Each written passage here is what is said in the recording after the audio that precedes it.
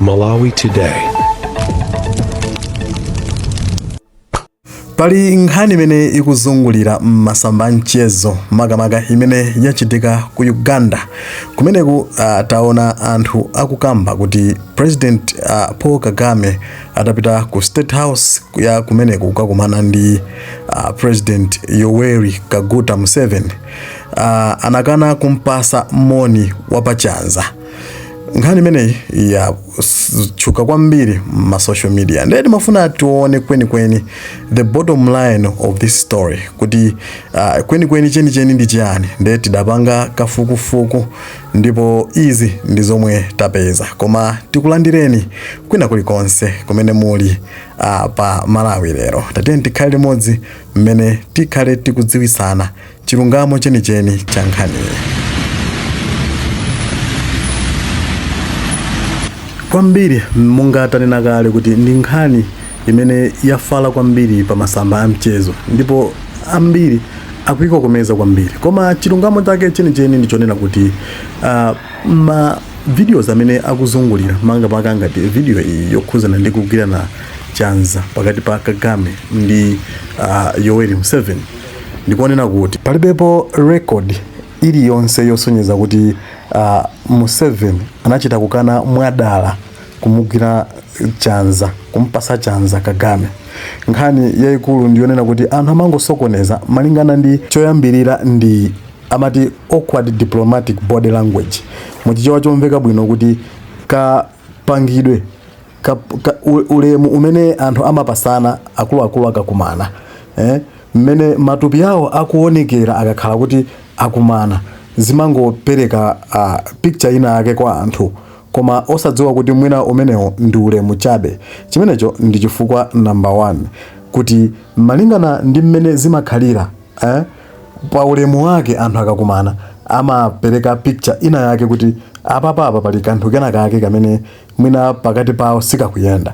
Koma iyo imangokhala protocol chabe kapena kuti ulemu chabe umene anthu awa amapasana. Mwina nthawi zina anthu amakhala kuti ali ndi malo abize kwambiri sakufuneka kuti aime nthawi yayitali ndi anthu amangosokoneza kunena kuti mwina pamene pali tension kapena kuti pali kusagwirizana kwina kwake.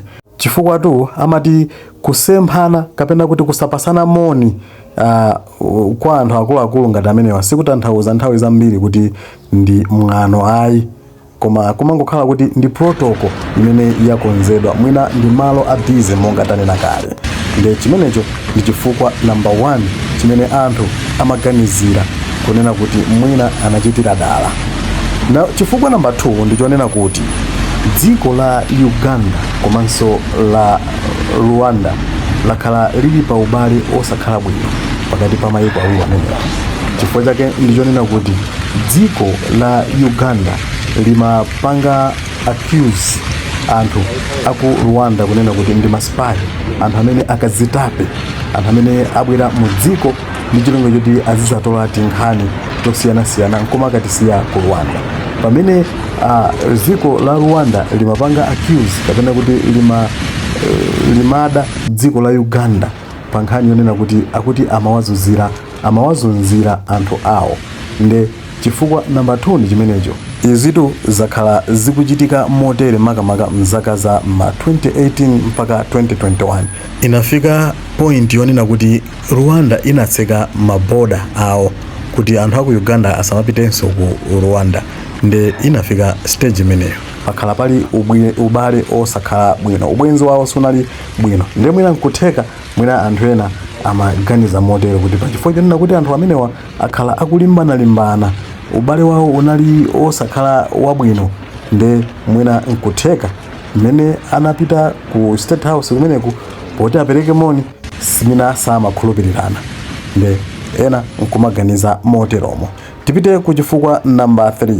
Panalibepo statement iliyonse yochokera ku mayiko awiri amenewa yosonyeza kuti pali china chake chimene chachitika chosonyeza kuti wina wakana kulandira moni wanzake. Chifukwa zambiri zikuchokera pa social media malingana ndi makamera zimene anangojambulira situation iyo mmene inali. Nde anthu angopanga be connect kuti mwina posa tengera kuti mwina mbali ziwiri zimene zayankhulapo pa nkhani imene ndikuti zitakhala zoona koma sinanga iko ngati awiri amene wasanganene officially kuti ine ndakana kumugwira mkono mzangayo pazifukwa zakuti sizingatheke, koma zimene amangoona anthu ndi body language kuti apa pali ubale osakhala bwino. Nde chifukwa china ndi chimenecho.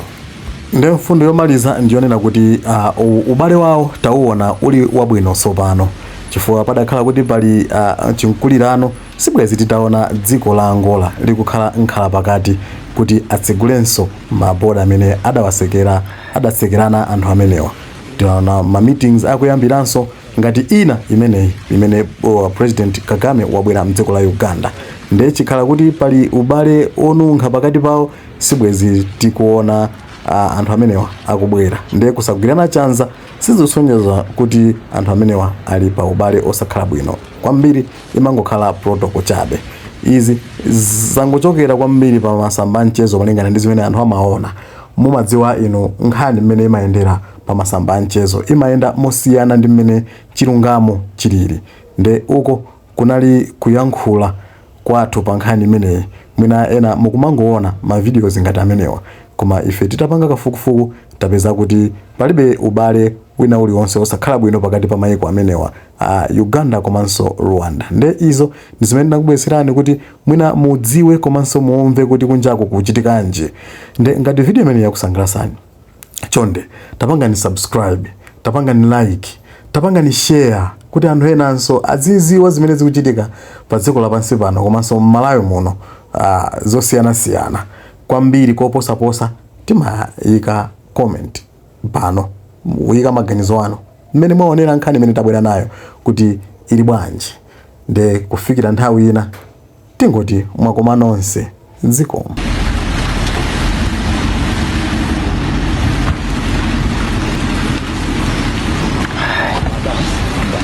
Please come.